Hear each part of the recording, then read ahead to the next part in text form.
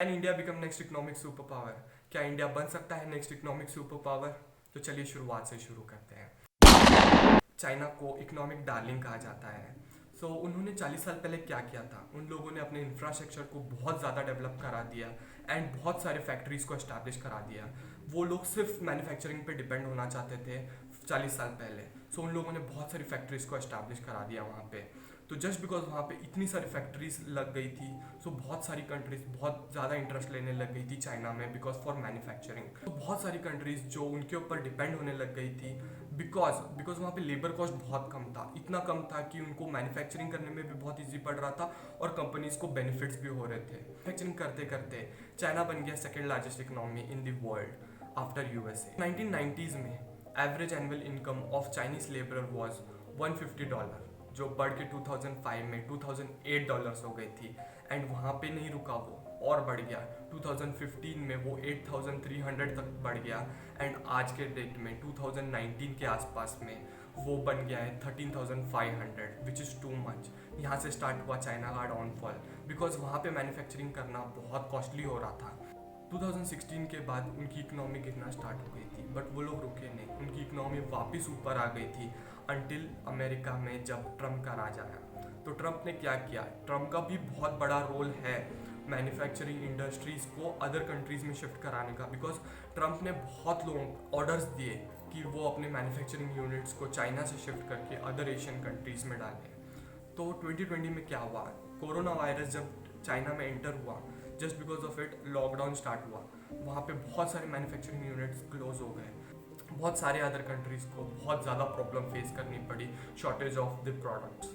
हालांकि कुछ सालों में बहुत सारे कंपनीज ने अपने मैन्युफैक्चरिंग यूनिट्स को चाइना से शिफ्ट करके अदर कंट्रीज में लेके जाना सोचा, जैसे कि वियतनाम एक है, मैक्सिको एक है। बहुत सारी कंपनीज ने अपने मैन्युफैक्चरिंग यूनिट्स को चेंज करके अदर एशियन कंट्रीज में डाला। एक टोक्यो की रिपोर्ट के हिसाब से 37% ऑफ 206 कंपनीज, उन लोगों ने सर्वे में ये कहा कि हम लोग अपने मैन्युफैक्चरिंग यूनिट्स चाइना से शिफ्ट करके अदर एशियन कंट्रीज में डालेंगे। तो यहाँ से प्रॉफिट की बात हुई अदर एशियन कंट्रीज को, जिसमें इंडिया भी आता है। ऑलमोस्ट इंडिया की पॉपुलेशन भी चाइना के आसपास ही है, विच इज़ 1.3 बिलियन, जो कि बहुत होता है। बट इंडिया में क्या होता है? इंडिया में most of the people, like half of the population जो वर्क फोर्स है इंडिया में, वो एग्रीकल्चर सेक्टर या फिर उनकी सर्विस में वर्क करती है। इंडिया का इंफ्रास्ट्रक्चर थोड़ा पुअर है, जिसके वजह से जो बाहर की कंपनीज है वो इन्वेस्ट करने में डरती है इंडिया में। अगर वो इंफ्रास्ट्रक्चर को डेवलप कर सके तो वी हैव द चांस कि हम लोग मैन्युफैक्चरिंग यूनिट्स को इंडिया में इस्टेब्लिश कर सके एंड इकोनॉमिक ग्रोथ हो सके। बट अनलाइक चाइना की ग्रोथ बिकॉज ऑफ मैन्युफैक्चरिंग होती है, but it's not the case with India. India में ऐसा नहीं होता है। इंडिया की growth service based industry just like banking, finance या फिर आईटी इंडस्ट्रीज, इनकी वजह से होती है।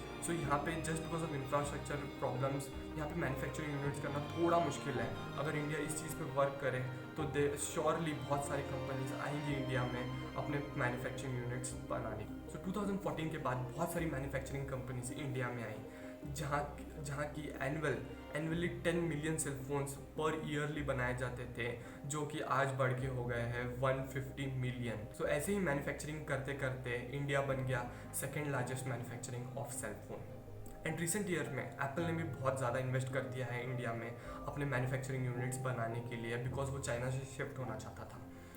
फ़ायदे की बात यहाँ से शुरू होती है। इंडिया के पास बहुत ज़्यादा यंग वर्कफोर्स है जो इन मैन्युफैक्चरिंग यूनिट्स में काम करके बहुत ज़्यादा इकोनॉमी कमा सकता है। मैन्युफैक्चरिंग यूनिट्स इंडिया में आ सकती है, उनके वजह से बहुत मैन्युफैक्चरिंग यूनिट्स खुल सकती है बिकॉज लेबर कॉस्ट यहाँ पे भी कम है। We are under rated.